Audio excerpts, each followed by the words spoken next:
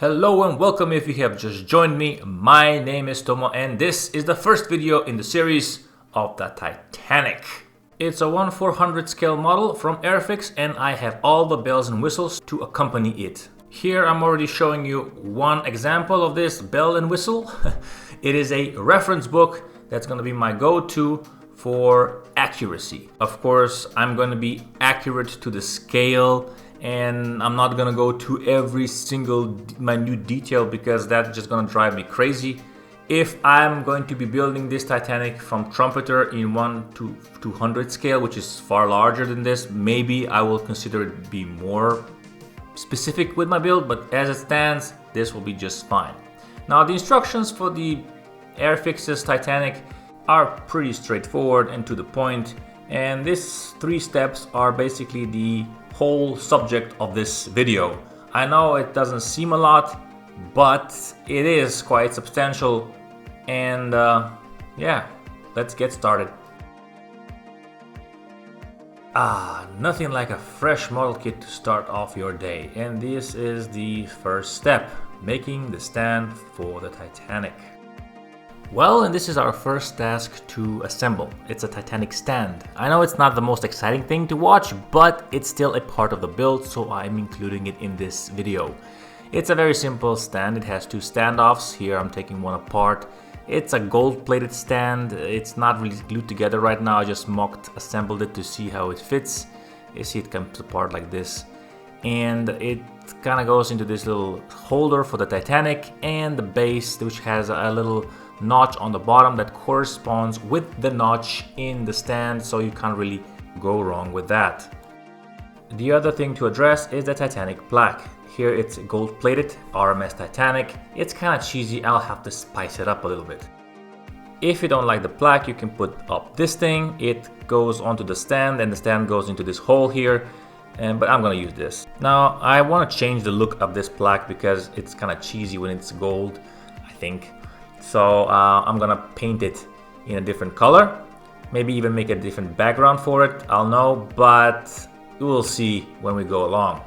The Titanic holder has these 2 pins on top, you can see them clearly here, and these are supposed to correlate with the holes that you make in the ship's hull on the bottom. You can see ever so slightly 2 circles where you're supposed to drill out and make holes, but I don't want to do that. Instead of this butchery, I'm opting for a more elegant solution by using 2 pairs of neodymium magnets, which I'll be placing inside the hull and in the stand. And that will make this attachment a little bit more refined. The first order of business was to take out the pin, sanding it smooth, and test fitting it against the hull to see if it's flush or not. Then I will have to re-drill the hole because the magnets are going to be bigger, and then attach it to the base. Each standoff comes in 2 pairs, and you have to remove the gold plate from the seams, attach them together using the locating pins, and just put a little bit of glue or cement in the edge to bond the 2 surfaces together. Once these 2 are going to be dried, I will be spraying them with black to make them uniform with the base. I'm using this draining cleaning solution to remove the gold plate from the plaque.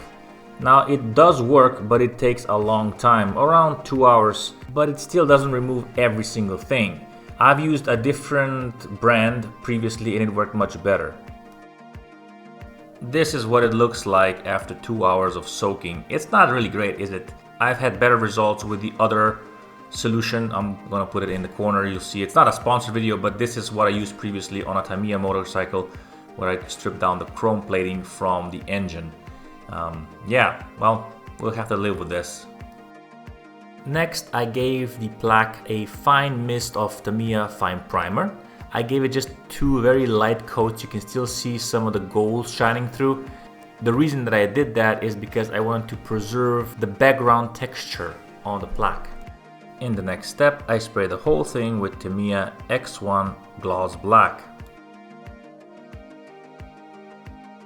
For the final color, I chose Pale Brass from AK Interactive. I sprayed it across the whole thing, making sure to leave some black in the back. I must admit that I didn't achieve the look that I was going for in the first try, so I had to redo the whole thing. But in the end, this is how it turned out, and it looks fantastic in my opinion. Next, I turned my attention to the standoffs. I spray painted them with Tamiya Fine Primer, this time a more heavy coat. I attached the cradle that holds the ship and waited until it dries fully. Once the glue set, I drilled out the hole and attached the magnet. The diameter of the magnet is 5 mm, so I used a standard 5 mm drill to drill out the holes by hand. I did not use power tools because the standoff and the cradle are pretty flimsy. I had to do this very slowly and with even pressure. Too much pressure will result in the standoff splitting apart and making your day a whole lot worse. Whilst I was drilling, I was test fitting the magnet to see how deep I need to drill in order for the magnet to be flush with the cradle and not protrude outside too much. Once I was happy with the hole, I used black Flexi CA glue from R.M.S to attach the magnets to the base and the cradle. Getting the magnet to sit in the hole flush was a bit of a challenge, but in the end I managed to wrestle it in place. The next step was to fill in the hole and sand it smooth to make sure that it's nice and even. Then I gave the whole thing 4 coats of TS29 semi-gloss black and attached the naming plaque on the side using some CA glue. Alrighty then, let's turn our attention to the ship's hull. I began by sanding the bottom of the ship's hull using a coarse sand stick and water. I made sure to smooth out the surface as much as possible just for aesthetic purposes. Then I filled out the imperfection with some putty and waited until it dried, then sanded the whole thing again. I also repeated this step on the aft of the ship because there was a little bit of a step that needed to be filled and smoothed out just where the Titanic sign is. Next, I attached the 2 propeller shafts on either side of the ship. This was a bit of a tricky maneuver because you don't get any guiding pins to guide the shaft into place like on a Revells kit. So you're basically just eyeballing it and hoping that they're straight.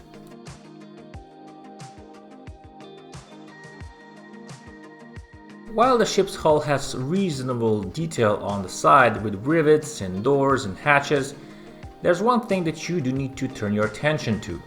And that, my friends, is the Titanic raised detail letters on the side of the ship, both sides, so you need to remove that. The other raised detail that you need to remove are the numbers representing the water height on the bow and on the stern of the ship.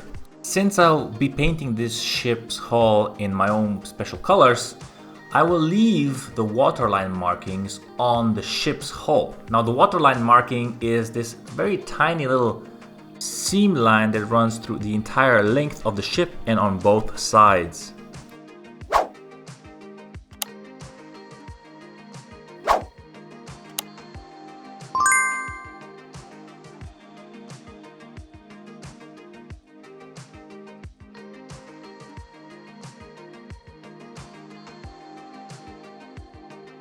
Next, we need to attach the beams that give the ship's hull some rigidity.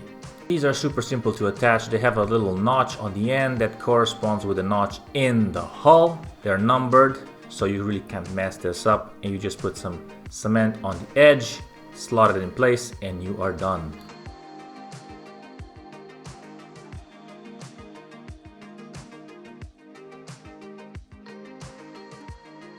After I installed the support beams, I sprayed the entire hull of the ship with Tamiya Fine Primer. I gave it 4 generous coats of primer and waited until it dries fully. Then I wet sanded the entire hull with 1200 grit sandpaper to make it even smoother, and spray painted again. Note that I did not use sandpaper on the upper hull of the ship because it has lots of detail. There I used sandpaper only on specific spots to get out the imperfections.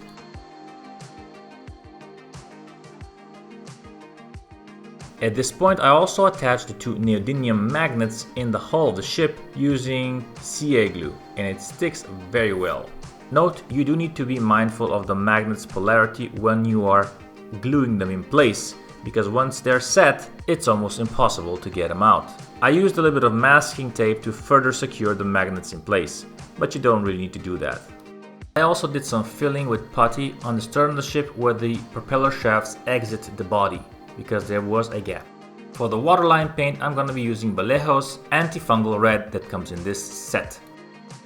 Then I took Tamiya's masking tape and marked out the waterline by following the previously shown seam line that runs right across the surface and all around the ship.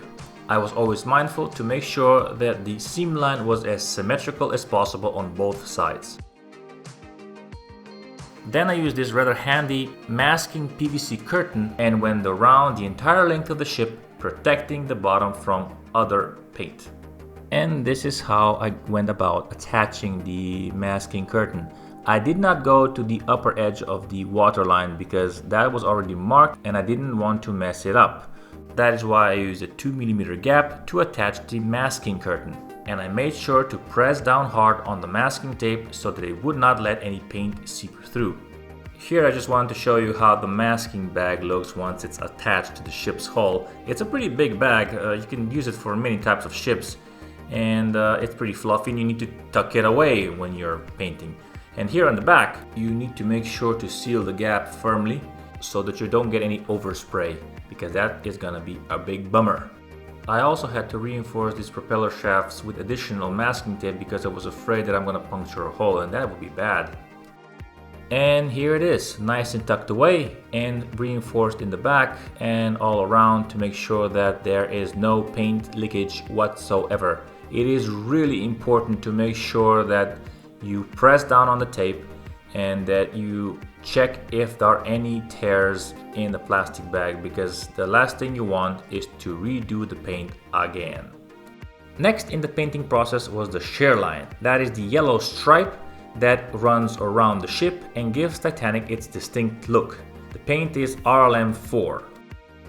It's a fairly simple, straightforward process. You just spray paint the upper edge of the ship's hull and making sure to cover it fully. Around 4 passes, 4 light passes would do. The next step is where the magic happens, and this is pretty straightforward as well.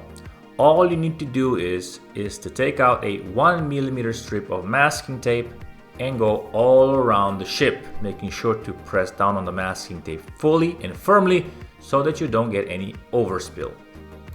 For this job, I'm gonna use AK Interactive's 1mm flexible masking tape. It is a fantastic piece of tool for this job and made this job much easier. The drawback of this masking tape is that it's flexible, which is a good and a bad thing. It's rather gentle. It's really not that sticky. That is why you need to really press down on it firmly in order for it to stick. But I found out that for this job, if you spray at a 90-degree angle to the surface of the ship, the paint is not gonna seep under the masking film, and it's gonna save you a ton of headache to redo the seam line, because if you get black on yellow, it's really difficult to cover that black with yellow because you're gonna go very thick on the paint. And this is how it looks once the masking tape is applied. I did press it down firmly, but it still lacks adhesion, and it left me a little bit scared as to how it's gonna react with the paint. But again, I was planning to paint vertically at a 90-degree angle and hope that it's not gonna seep through, and well, let's do it. Let's paint it.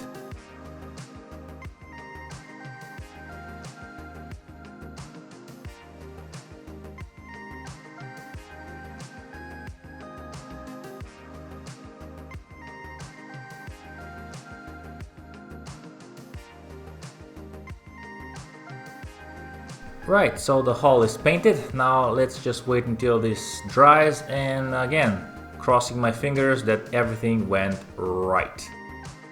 At this point it was 24 hours since the paint job, and now I'm just removing the masking tape. And look at that, at 90% success rate. I had some spillage, I had to touch it up, but it was fantastic. For me, this is one of the more exciting and pleasurable moments in model building.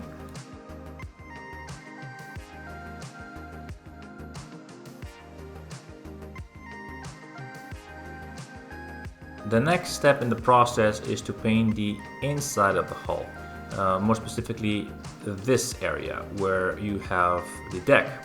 I find that for me light brown is the closest orange you can get to paint this effect, especially when you paint over it with semi-gloss clear. You can use any other color if you want, but for me this works and I'm happy with it. Because the ship's hull has a matte finish, I sprayed over with clear gloss varnish only on specific points where you have to attach decals so that you don't get any silvering in the future. And I did that for the Titanic signs and of course the waterline markings. I also attached the two anchors on either side of the ship, securing them in place with cement. The two anchors were gold plated from the kit, so I just sprayed over them with X18 semi-gloss black. While we are all waiting for the paint and cement to dry on the ship's hull, let's turn our attention to the propellers. These are pretty toyish and they are gold plated from the kit. And that's not exactly the look that I'm going for. That's why I did some modifications. The most notable of which is the tapered edge on one side of the propeller blades. The one that scoops the water, so you have to kind of sand it with a file to give it more of a wedge shape. After sanding, I just painted it in gloss black and applied gold color from AK Interactive. These enamel paints do a really good job at covering the surface and you don't really need to thin them out. You just spray them directly from the bottle. The only downside is that you need to use a very aggressive cleaner for your airbrush, otherwise those flakes are gonna be present in every nook and cranny of your airbrush. So cleaning your airbrush afterwards is really important. And if you're wondering what I use to remove the metal flakes from my airbrush, it's their dedicated cleaner AK470.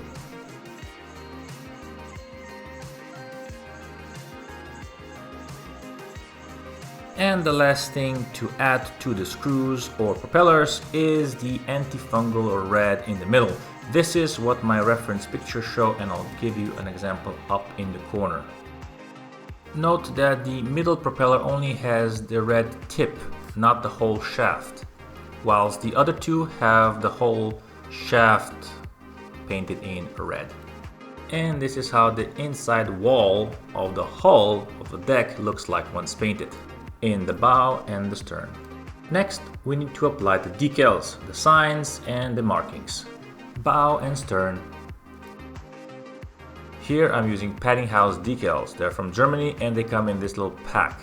The fidelity on the decals is fantastic, however the instructions are a little bit lacking in certain areas, and because the decals are printed on one single solid piece of transparent film, you really need to cut every single motif out very closely and precisely, otherwise you will have a lot of unwanted film. They're not like your typical decals, and that caught me a little bit off guard when I was cutting them out.